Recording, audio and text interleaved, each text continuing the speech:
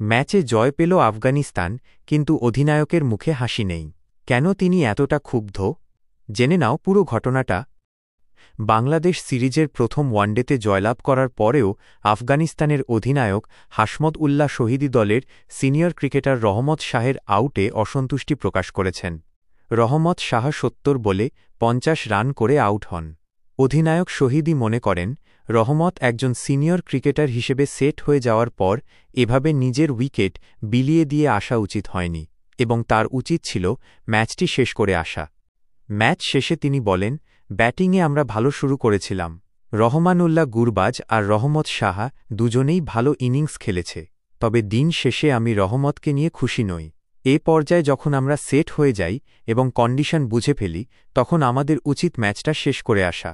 রহমত ভালো খেলেছে, কিন্তু আমি ওর প্রতি কঠোর, কারণ ও দলের সিনিয়র ক্রিকেটার। ওর আউট নিয়ে আমি সন্তুষ্ট নই।